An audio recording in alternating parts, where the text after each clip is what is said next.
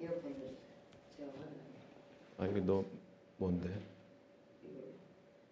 아, 여기는 안 되나? 거기에 미터가 뜨는지 봐봐요. 화면상에서. 화면상에서.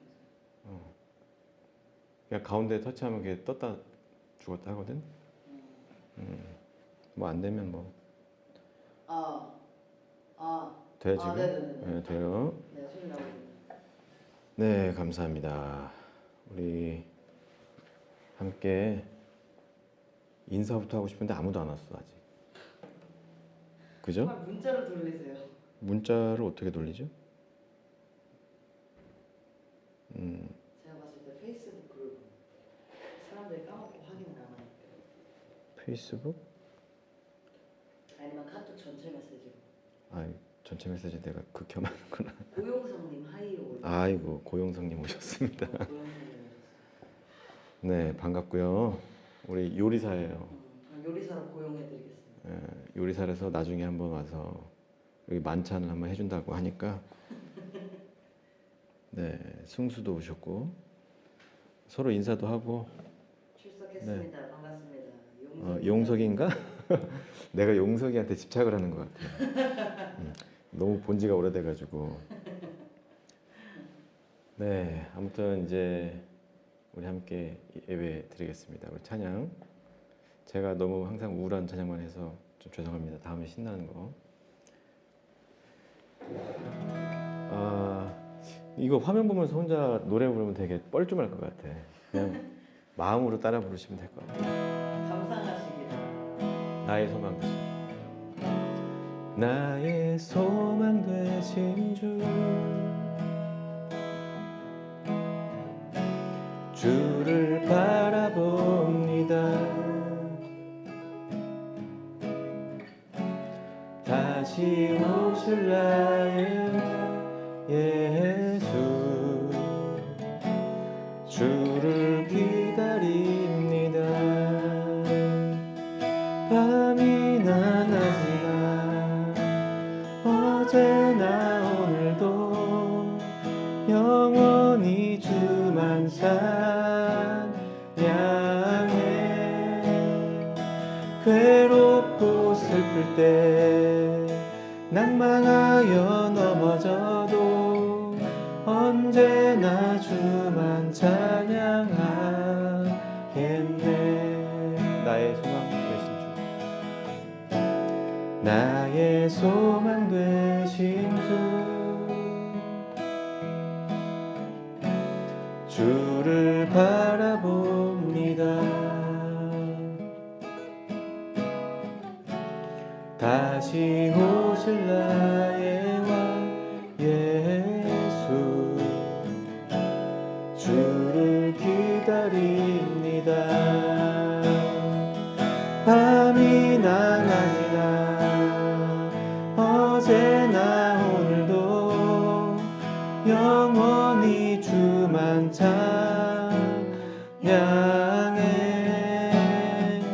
괴롭고 슬플 때 낭망하여 넘어져도 언제나 주만 찬양하겠네.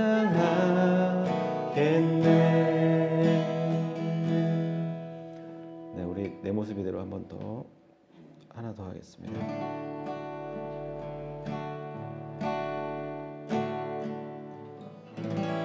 내 모습 이대로 사랑하시네.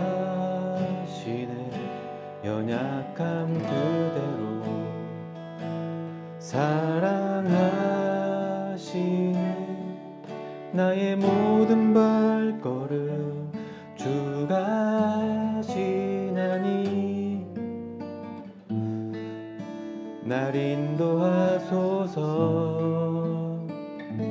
내 모습 이대로 사랑하시네. 연약함 그대로 사랑하시네. 나의 모든 발걸음 주가 하시나니 날 인도하소서. 주의 날개 아래 거하는 것, 주의 임재 안에 거하는 것, 나의 가장 큰 소망, 나의 가장 큰 은혜, 주와 함께 동행하는 것. 네, 여기까지 하겠습니다. 우리 손보암 미래 집사님께서 노래를 잘 모르시는 바람에 우리 함께 잠시 기도하겠습니다. 하나님,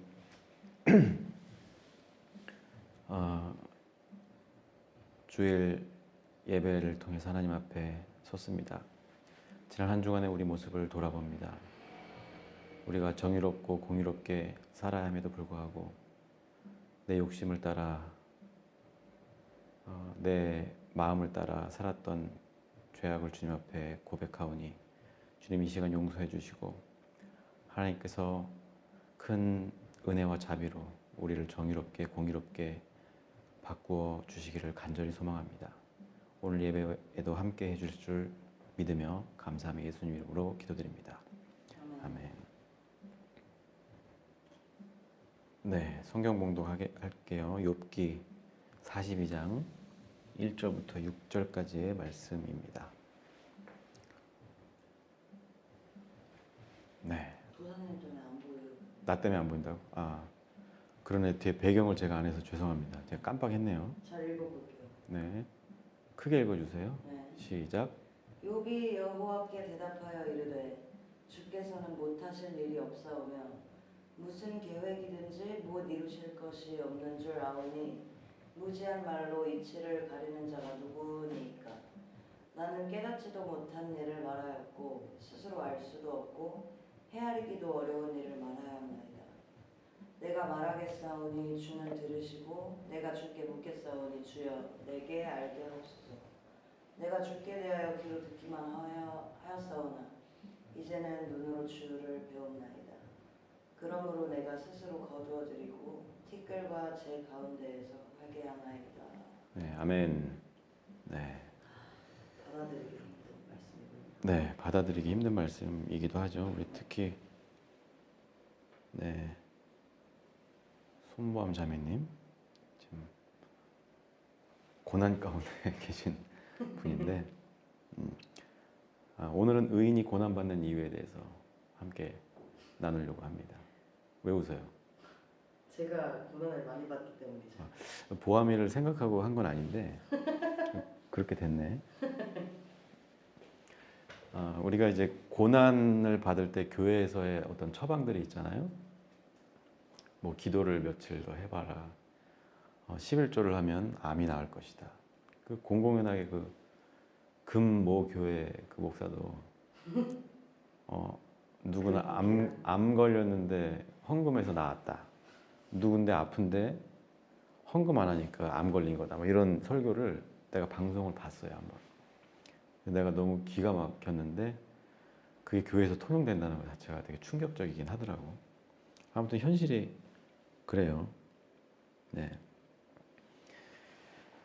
아무튼 그래서 우리가 고난받는 이유에 대해서 제가 한번 다시 짚어드리고 싶어서 한번 이야기를 나누려고 해요. 오늘 성경에 나오는 인물 중에서 선지자나 예언자 이런 우리가 흔히 아는 사람들 외에 그냥 보통 사람으로서 가장 의인하면 우리가 욥이라고 딱 떠올리잖아요. 그죠? 예. 네. 욥의 보아미가 의인이 될 줄로 믿습니다. 욥의 이야기가 성경에 기록된 이유가 있겠죠. 생뚱맞거든 사실. 이것도 이제 지혜서의 한 파트인데 수많은 어떤 이런 예가 있었겠지만 욥이 들어간 이유가 있을 거예요. 그걸 한번 살펴보려고요. 그래서 아무튼 성경에 들어간 이유는 욥을 통해서 우리가 얻을 교훈이 분명하게 존재하기 때문에 이것이 들어갔다. 우리가 이렇게 보는 게 합당할 것 같아요. 욥은 당대의 최고의 의인이라고 불리우고 지금도 우리 욥에서 나온 성구로 막 그 어떤 자영업자들 교회 다니신 분들 보면 내 시작은 미약하였으나 심히 창대하리라. 욥기에 있는 말씀이잖아요. 근데 사실 그게 뉘앙스가 그게 아니거든요.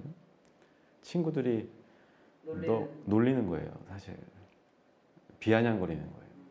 너 이렇게 하는 거 뭔가 죄가 있을 거야. 솔직하게 하나님 앞에 고백하고 빨리 용서받아. 그래도 가만히 있으니까 그래 지금 니는 이렇게 미약하지만 나중에 잘 될 거야 하는 의미로 한 건데, 이게 성경을 모르면 이런 되게 무서운 일들을 우리가 하는 거예요. 그래서 우리가 성경을 잘 알아야 되고, 또 우리가 이제 교회에서 많이 다뤄지는 것들이 고난에 대해서이기 때문에 사람들이 고난을 받고 힘들 때 교회를 찾잖아요. 절에도 가고 뭐 하지만 점쟁이도 찾아.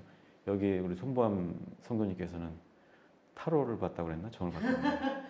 네. 타로도 보고 점도 보고. 네, 이래요 사람이. 그러니까 그런 사람들의 심리를 이용해서 교회에서 얼마든지 교회가 원하는 사람으로 그렇게 만들어갈 수도 있는 거죠. 아무튼 그래서 우리가 성경을 알아야 되고 이 고난받는 이유에 대해서도 좀 생각해 봐야 하는 거예요. 다 아시는 바와 같이 의인이었고 하나님이 사랑하는 사람이었지만 그런 욥에게도 위기가 찾아오게 됐어요. 재산을 잃고, 재산 잃는 거야 뭐 다시 찾으면 되지만, 저도 자식을 둘 키우고 있지만 조금만 넘어져서 이렇게 빨갛게 돼도 마음이 막 쓰리고 아프거든요. 둘째 때는 좀 덜하긴 하더라고. 많이 당해봐서. 첫째 때는 목욕시키고 침대에 놨는데 떨어져갖고 제가 울었어요. 나 혼자 애를 보고 있다가. 내가 그렇게 울 거라고 생각도 못했는데 얼마나 마음이 아프던지 막 심장이 두근두근거리고. 욥이 그렇게 아픈 거예요. 하나님 마음이 어땠을까? 그건 모르겠지만 아무튼. 손보암님 댓글 답니다. 저도 첫째 딸로 입양시켜 주시길 바랍니다. 됐습니다. 딸은 둘로 족하고요. 자꾸 쓸데없는 소리 하지 마세요. 알겠습니다. 아무튼 이제 욥이 이제 재산도 잃고 그러다 보니까 마누라도 이제 막 삐뚤어지기 시작한 거예요. 부부싸움도 하고 하나님을 저주하고 떠나라고 와이프가 막 얘기도 하고, 얼마나 상심이 컸겠어요. 그래서 와이프도 떠나고 친구들로부터 조롱 섞인 비아냥도 들어야 되고, 그것으로도 모자라서 그 숫덩이로 막 몸을 긁어야 할 만큼 몸에 이렇게 뭐가 나서 피부병이 생겨서 고통을 받게 됐죠. 온몸에 염증이 막 올라오니까 그야말로 모든 것을 잃고 절망의 끝에서 어떻게 보면 죽을 날만 기다리는 아주 무기력한 사람이 됐어요. 당대 최고의 의인이면 복 받아야 되는 거 아니야? 아까 제가 설명했던 어떤 목사님의 설교처럼 헌금 많이 하고 의롭게 살고 하나님 잘 믿으면 복 받아야지. 근데 그와 정반대의 일을 욥이 겪고 있는 거예요. 돌아와서 우리의 모습을 한번 이렇게 돌아보는 거예요. 우리는 어떨까? 우리도 마찬가지죠. 많은 것을 얻은 것 같다가도 또 하루아침에 모든 것을 잃은 것 같은 그런 현실을 마주할 때가 많이 있잖아요. 가족을 잃은 청년도 있을 것이고, 청년이래 우리 성도들도 있을 것이고, 또 금전적인 어려움을 호소하는 우리 청년들이 많아요. 그만큼 요즘 먹고 살기가 팍팍하다는 얘기죠.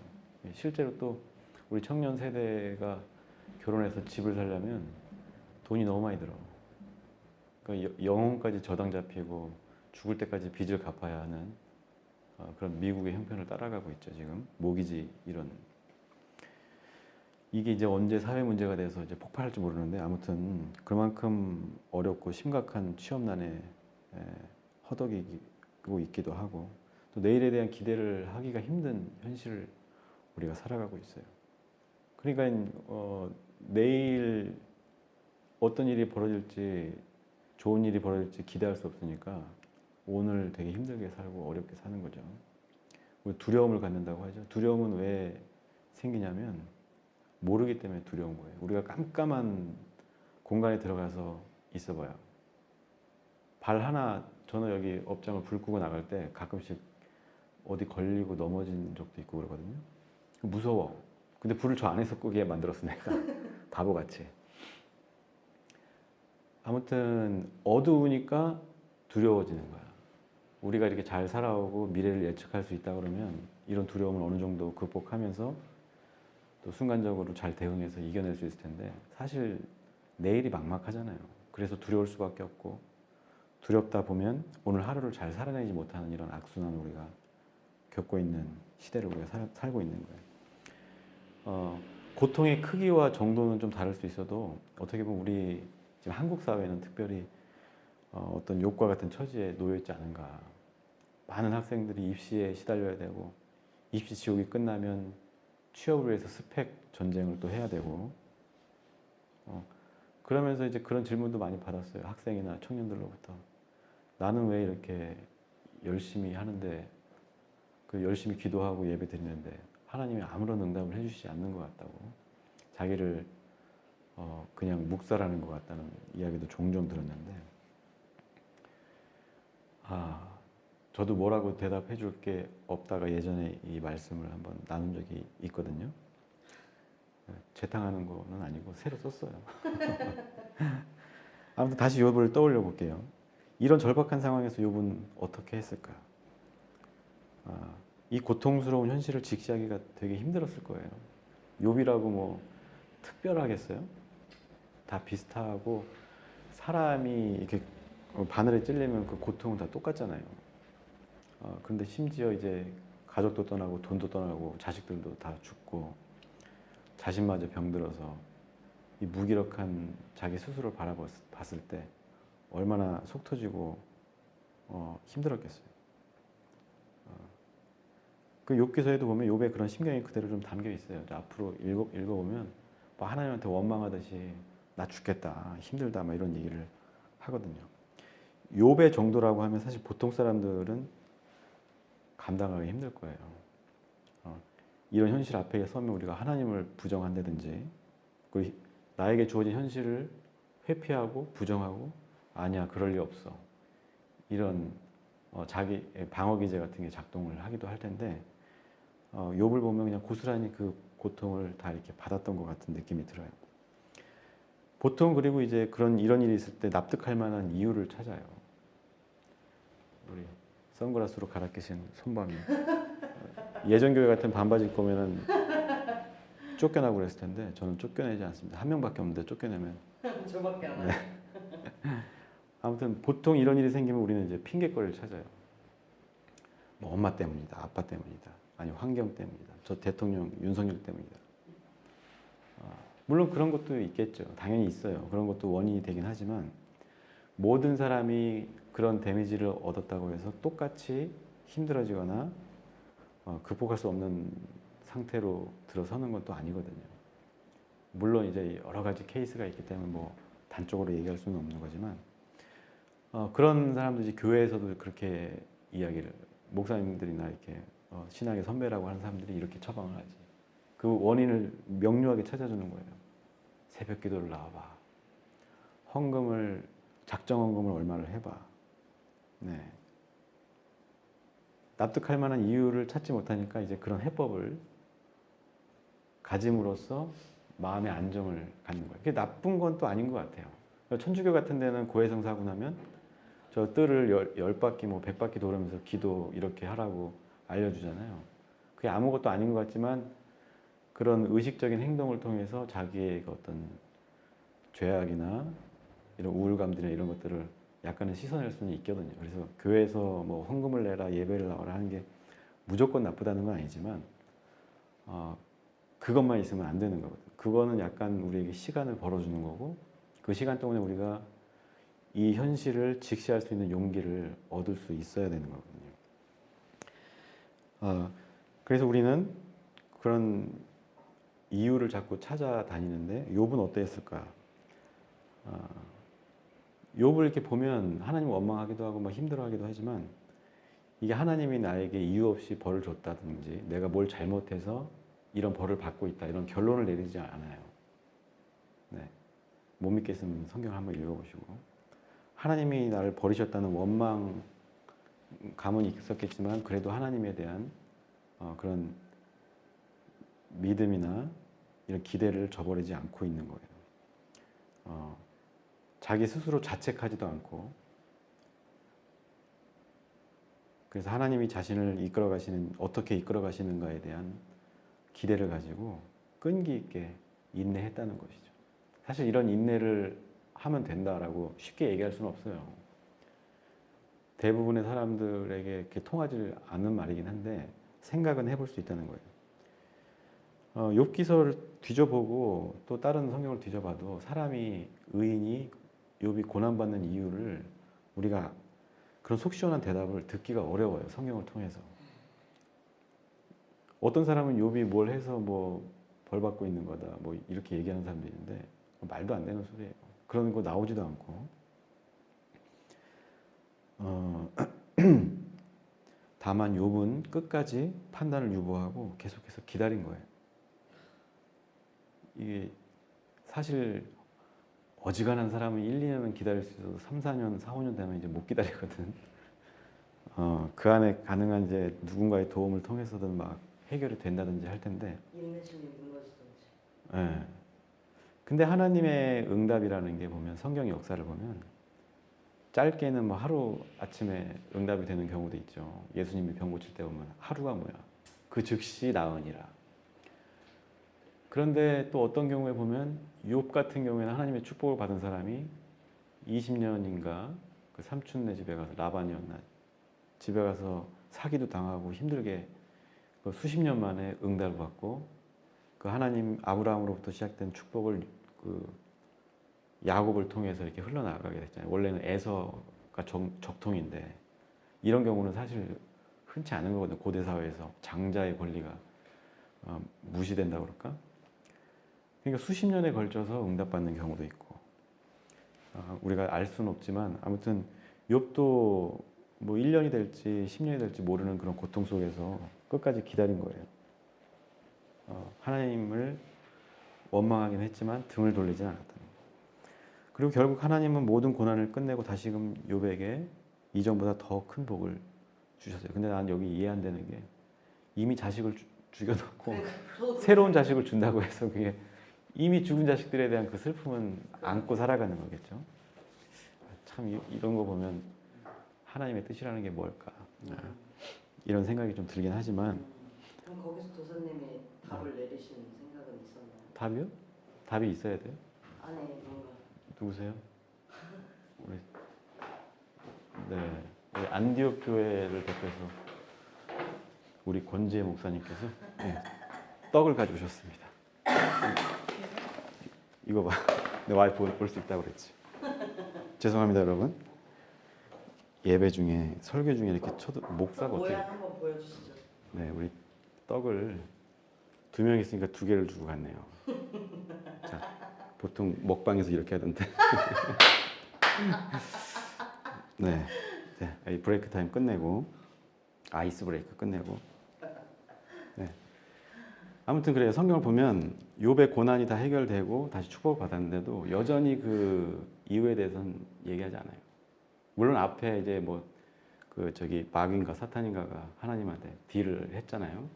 근데 그런 걸 사실 되게 신화적인 이야기라 이거를 막 우리가 객관적인 사실로 믿고 하기에는 그러면 지금도 그런 일들이 벌어져야지.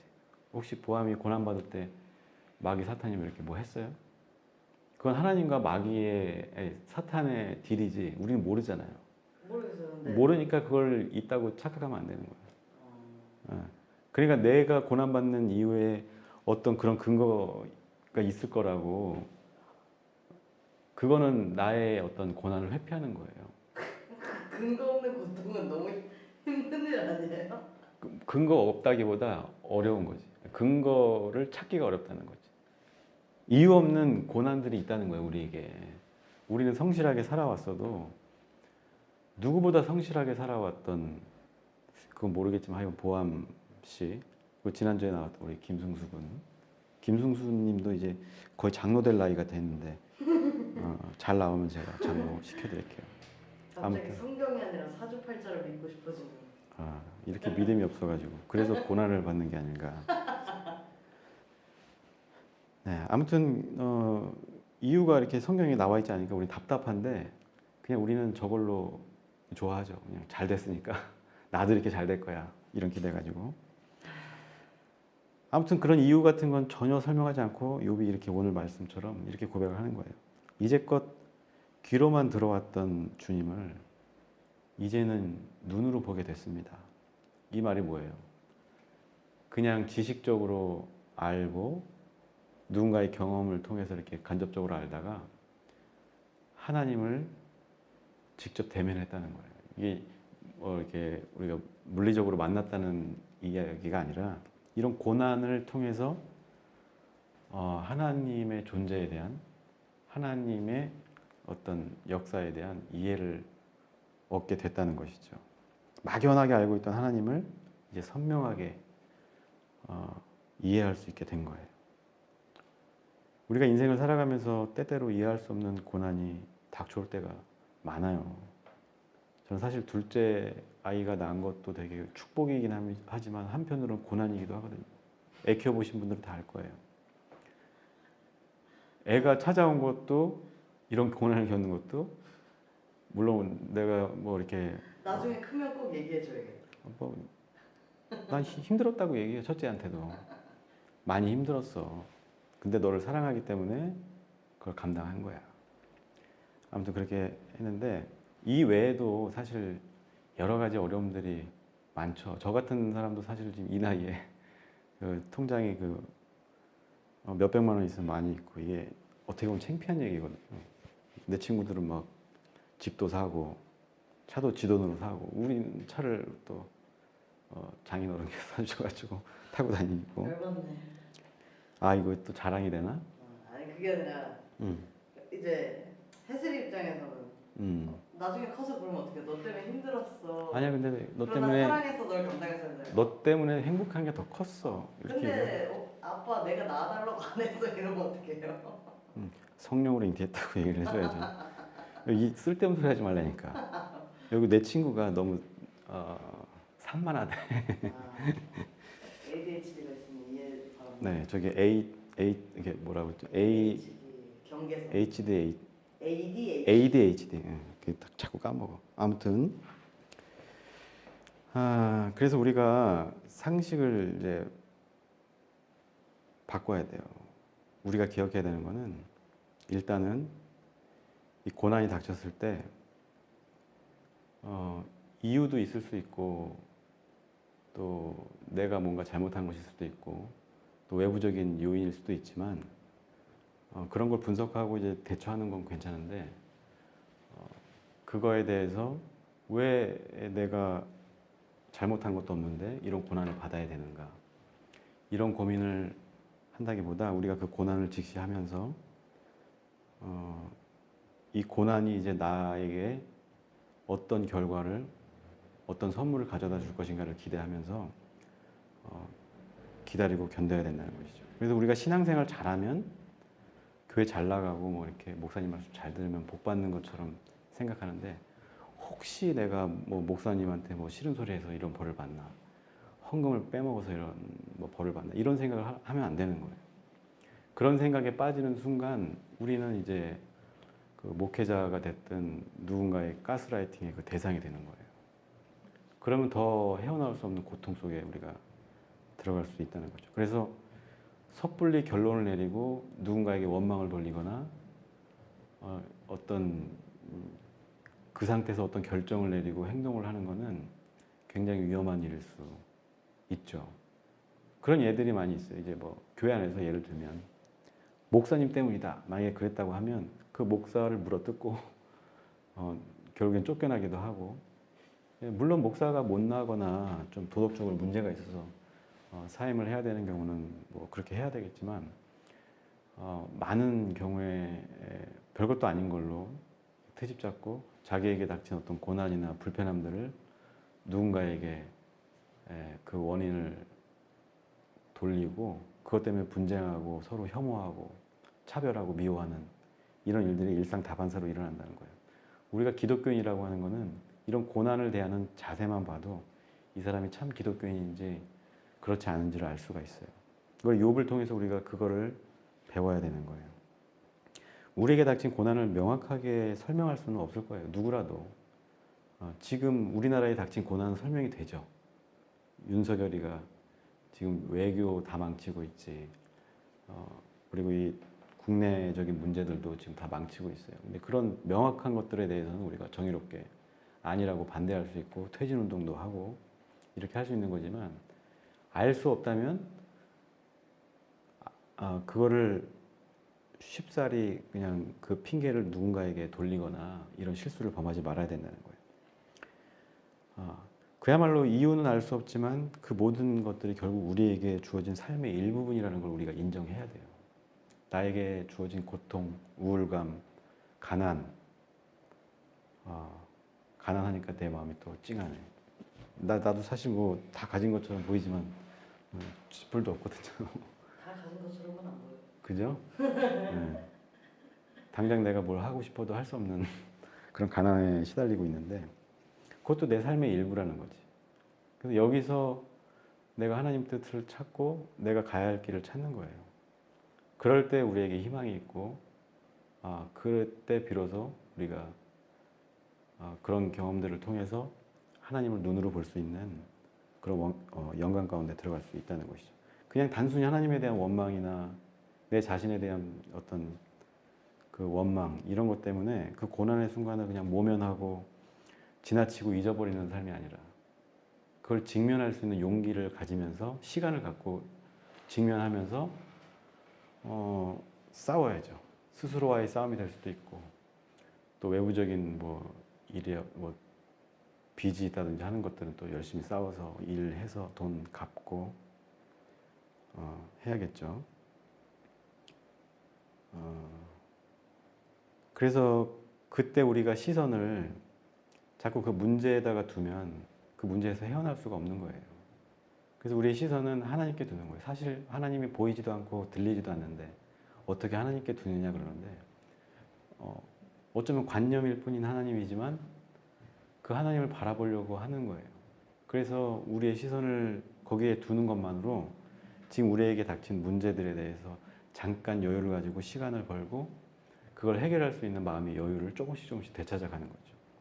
물론 이제 너무나 원망스러울 때는 이제 옆에 친구들이나 누군가에게 하소연도 하고 하겠지만 우리가 온전히 우리의 시선을 내 어려움, 내 발밑에만 쳐다보는 것이 아니라 하늘을 쳐다보고 가야 한다는 거예요. 그리고 주님께 시선이 고정되고 시간을 견뎌내고 나면 그때 우리가 귀로만 듣다가 이제 눈으로 주님을 보는 그런 순간을 우리가 맞이하게 될 거예요. 고난은 그래서 우리를 무너뜨리는 게 아니라 우리를 성숙하게 하고 또 진실을 볼 수 있는 안목을 길러준다라고 저는 생각해요. 저도 어렸을 때 굉장히 가난하고 고난이라면 고난 같은 걸 많이 당했어요. 가난도 굉장한 고난이잖아요. 왜 나는 가난해야 될까? 전 초등학교 때 도시락을 못 사간 적도 많아요. 이게 사람들이 잘 안 믿더라고. 나는 어렸을 때 우물물 파서 먹었어. 진짜야. 가난한 동네 살고 수도가 없었던 산동네 잠깐 살았었거든요. 저도 어렸을 때는 화장실 집 밖에 있는데 살았어요. 맞아요. 난 7, 8살까지 그렇게 살았다가 친구들 학교 가서 친구들 많았는데 나만 빼고 다 부자야. 막 되게 멋있는 저기 그 포도나무가 있는 정원을 가진 집.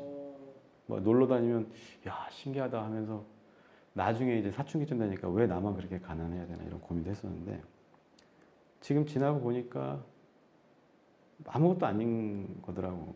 그러니까 이제 시간이 나에게 어떤 그런 통찰을 준 거겠죠. 아무튼 그래요. 어느 목사님이 설교 시간에 그런 말을 되게 많이 했었어요. 인생의 실패는 기다림의 실패다. 네, 여기 그 목사님 지금 어디 계신지 모르겠네요. 아무튼 기다림의 실패. 인생의 실패는 기다림의 실패라는 거예요. 우리가 기다리지 않고 그 순간에 내 마음을 따라서 그냥 본능적으로 뭐 선택하고 행동하고 하는 것들. 그런 것들이 이제 기다리지 못하면 실패하는 거라는 것이죠. 뒤를 돌아보면 절망뿐일지도 몰라요. 사실 나도 마찬가지고 뒤를 돌아보면 아찔한 순간들이 참 많아요. 과거의 기억 때문에 앞도 보이지 않는 게 사실이죠. 사실 힘든 가운데 있는 사람들. 그러나 모든 사람들은 마찬가지죠. 앞의 일을 알 수가 없다는 거예요. 아까도 말씀드렸지만 앞이 보이지 않는다는 것은 우리가 두려움을 안고 산다는 거예요. 그런데 두려움을 가진 상태에서도 우리가 하나님의 은혜를 기대하면서 나아가는 거죠. 그래서 그 내일이 이제 뭔가 눈에 선하게 보이기 위해서 우리는 오늘을 잘 살아내야 되는 거예요. 아프면 치료 잘하고, 빚이 있으면 돈을 잘 갚고, 또 내일의 나를 위해서 술도 끊고 담배도 끊고 이렇게 하면 더 좋은 거고, 여러 가지 우리가 할 수 있는 노력들을 다 하는 거예요. 운동도 하고, 저도 이제 나이가 들면서 조금씩 꺾이는 이런 걸 느끼다 보니까 운동을 늘 했었거든요. 요즘 때 둘째 키우느라고 못하지만 그렇게 운동하니까 몸이 더 좋아지는 것 같고 또 자신감도 생기고 또 잘 살 것 같은 이런 생각도 들더라고요. 그래서 우리가 앞의 일을 알 수가 없어요. 그냥 오늘 열심히 살아갈 뿐이고 오늘 나에게 주어진 미션을 그냥 즐겁게 행하면 되는 거예요. 그래서 하루하루 이렇게 시간을 쌓아가다 보면 언젠가 행운이 됐든 하나님의 은혜가 됐든 축복이 됐든 우리를 찾아올 날이 분명히 있을 거예요. 존버라고 얘기하죠. 버텨야 돼. 다 잘 될 거예요. 그래서 지금 오늘 하루를 잘 사는 것이 우리의 목표가 되고 오늘 하루를 하나님과 함께 하나님께 시선을 두면서 사는 게 우리 목표가 되어야 돼요. 우리가 이제 날마다 새 하루를 맞이하면서 누군가는 원하던 길을 가게 되고 또 누군가는 실패 경험을 하기도 하죠. 그러나 하나님은 여전히 우리를 주목하고 계신다는 것을 우리가 기억해야 돼요. 하나님 우리를 사랑하고 계신다. 이 사실을 기억해야 돼요. 내가 잠시 실패하고 쓰러졌다고 해서 쓸모없고 가치 없는 인간이지 않다는 거지. 왜? 뭐 할 말 있어요?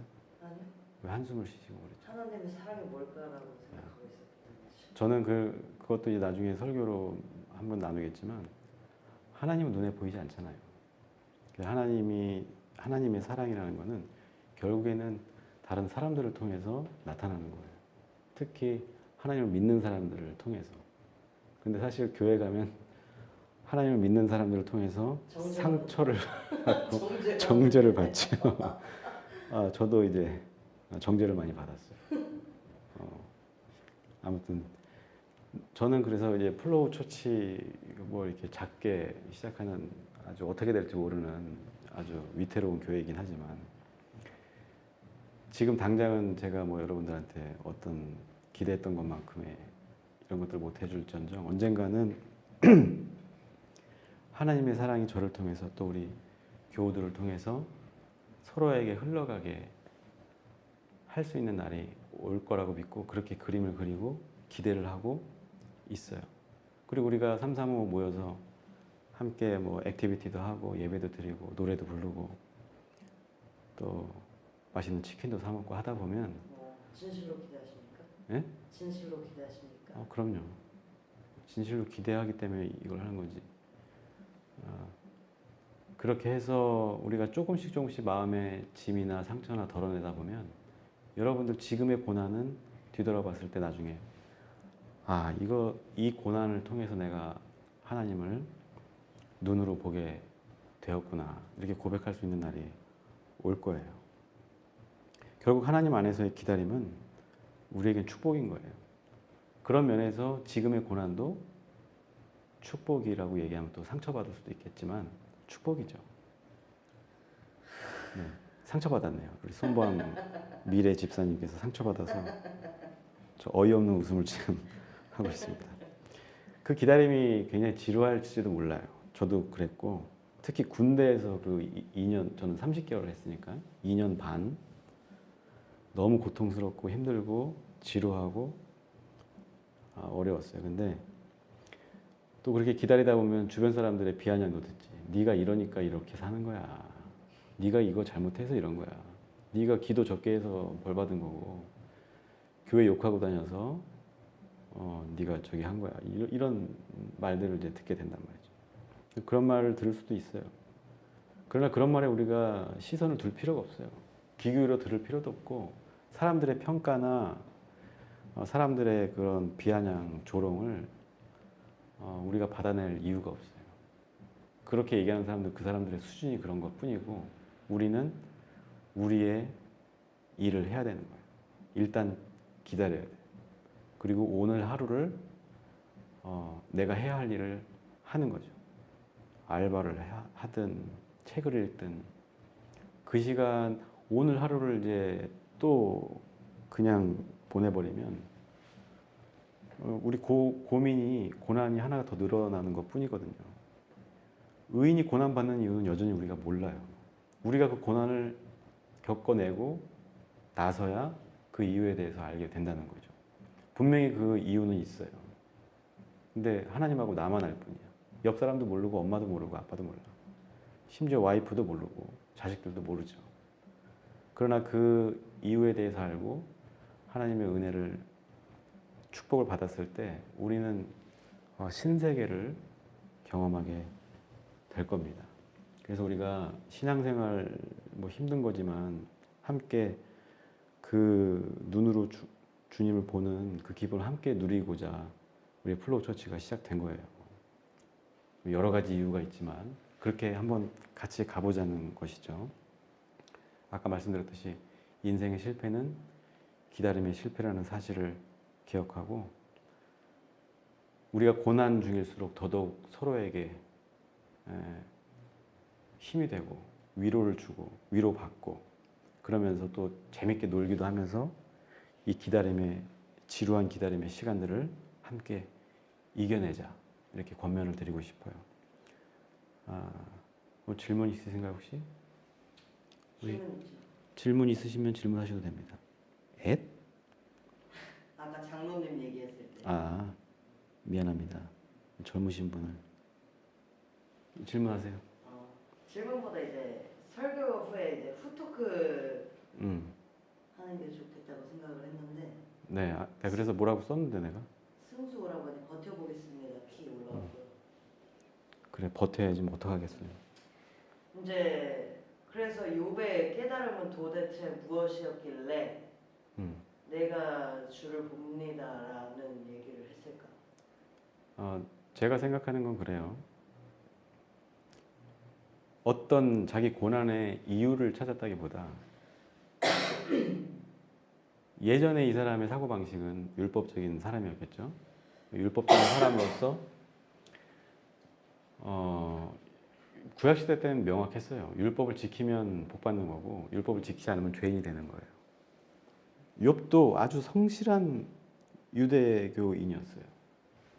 아주 바울만큼이나 말하자면 정통 유대파겠죠. 그러니까 이 사람들은 이유가 분명하거든요.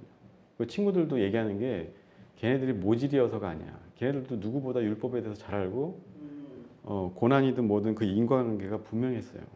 그때 당시 세계관으로는. 그래서 욥도 그렇게 믿어왔었어. 그런데 나는 도무지 생각해도 죄 지은 게 없거든, 욥은. 그런데도 왜 고난을 받을까를 고민했겠죠. 난 지은 죄가 없기 때문에 이건 분명히 다른 하나님의 뜻이 있을 거야 라고 생각했을 수도 있겠죠. 한편으로는 욥은 어리석은 사람이었네요. 그렇죠.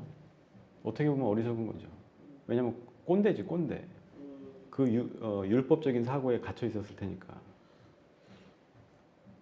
난 이렇게 잘났는데 하면서 잘 지키는데. 근데 그렇게 교만하진 않았을 것 같긴 한데 뭐 그럴 수도 있을 것 같아요. 그리고 이제 바라보는 시선도 비슷했겠지. 율법 지키지 않는 정말 그 당시에 천민이나 병든 사람이나 여성이나 이방인들 봤을 때 얼마나 추하게 봤겠어요. 그 구약 시대 이스라엘의 그 혐오와 편견은 지금 우리가 동성애자들 이거 그 이상이에요. 특히 사마리아인에 대한 신약 시대 굉장했거든요. 아무튼 다시 돌아가서 욥이 이제 눈으로 봤다는 얘기는 여태까지 내가 이해하고 있던 하나님 이거 가짜였구나. 내가 생각해낸 허상이었구나라는 거를 깨달은 거겠죠. 내가 알고 있던 하나님이 이런 분이 아니었어.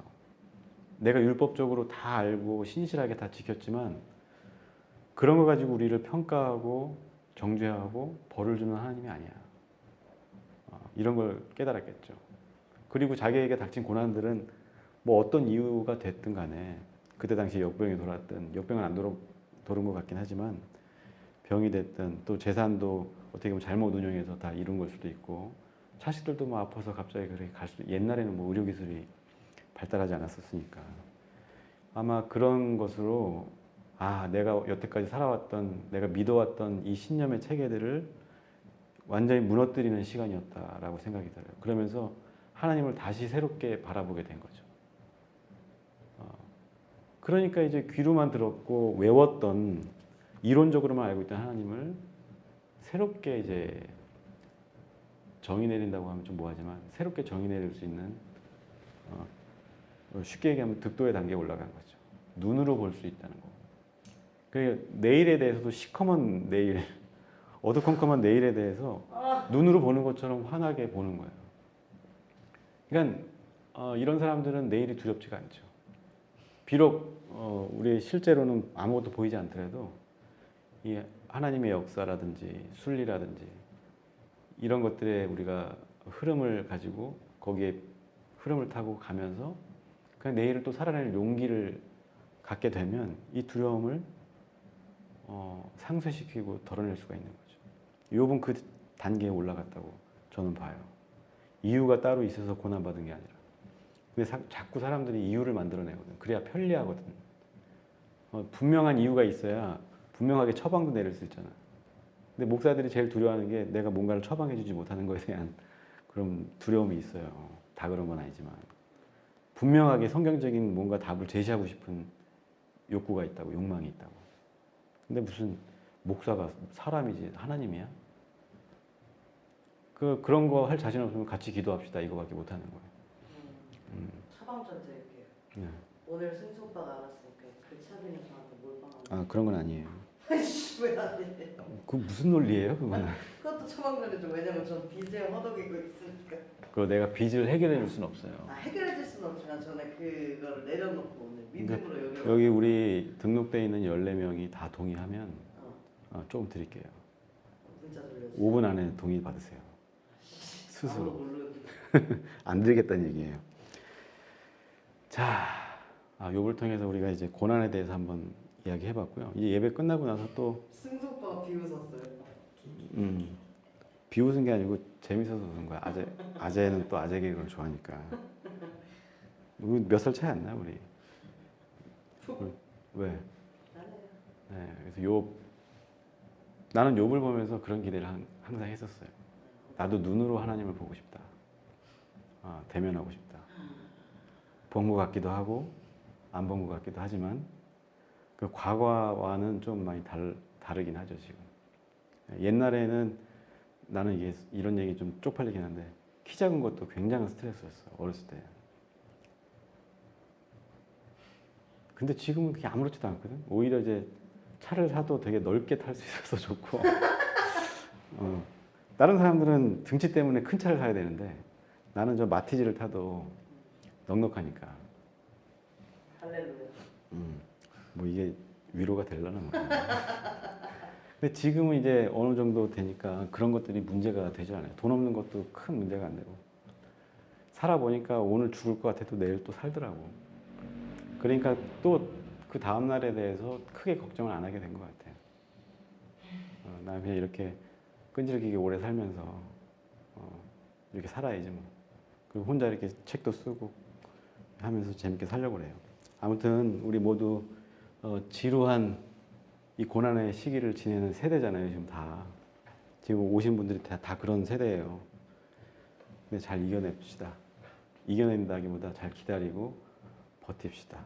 딱 좋습니다. 그리고 우리가 서로 어색하고 다 모르는 사이지만 이제 조금 만나기도 하고 서울에서나 제주에서나 또 어제는 또 부산에서 한 명이 예배 보겠다고 해서 했는데 같이 뭐 생면부지인 사람들이라도 우리가 만나서 또 위로가 될 수 있으니까 같이 만나서 시간을 버는 거예요. 그렇게 해서 시간을 벌고 오늘을 살아갈 힘을 얻고 그렇게 버티다 보면 우리도 언젠가는 귀로만 들어왔던 하나님을 눈으로 보게 될 것을 저는 믿습니다.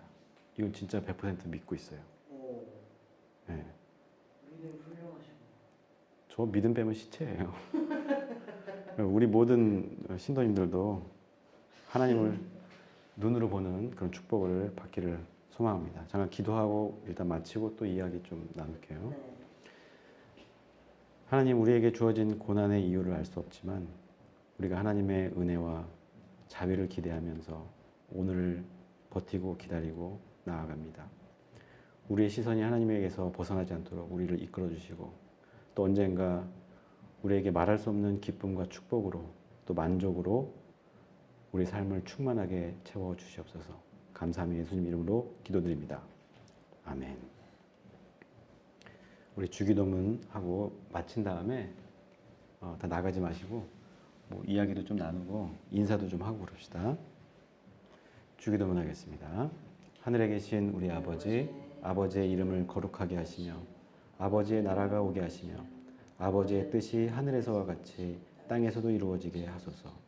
오늘 우리에게 일용할 양식을 주시고 우리가 우리에게 잘못한 사람을 용서하여 준 것 같이 우리의 죄를 용서하여 주시고 시험에 빠지지 않게 하시고 악에서 구하소서. 나라와 권능과 영광이 영원히 아버지의 것입니다. 아멘.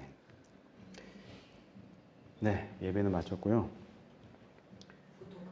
우선 교회 소식 함께 해주신 분들께 감사드립니다. 아직 나가지 마시고 서로 인사하는 시간 갖겠습니다. 7월에 교회 개척 청원이 진행이 돼요. 원래 설립까지 하려고 했는데 이제 노회가 좀 보수적이다 보니까 하나씩 하라고 이제 어른들이 얘기했는가 봐요. 그래서 정식으로 교회 설립을 해야 정식 교회가 되는 거거든요. 근데 지금은 이제 개척 교회라고 해서 보통 노회에서는 기도처라고 불러요. 교회라고 안 하고.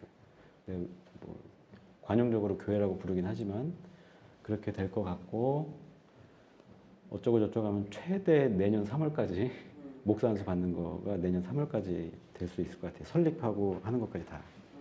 그리고 세 번째는 이제 9월에 명절 지나면 이제 비수기라고 하네요. 9월 말부터 해가지고 또 10월 지나가면 또 성수기 되고 그러니까 제주도에서 함께 이렇게 그 수련회 겸 예배도 한번 하려고 그래요.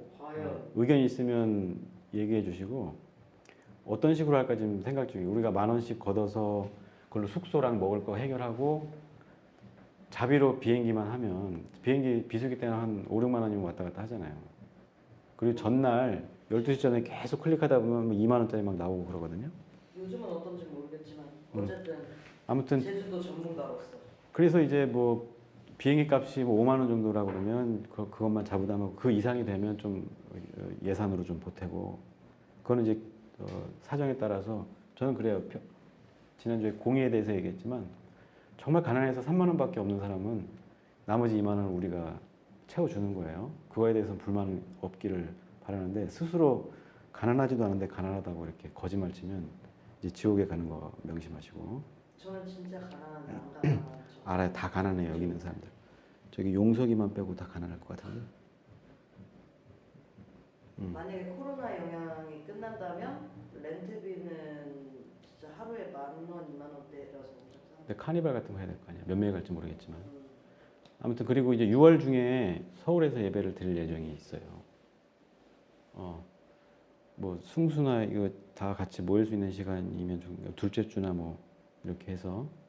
근데 장소가 구해져야 되는데 야외에서 막 찬송가 부르고 설교하고 이러면 나는 보기 안 좋을 것 같아서 장소가 구해졌으면 좋겠고 좀 알아봐 주시면 좋겠어요. 서울 사시는 분, 난 서울 떠난 지 오래돼서 난 모르니까. 네.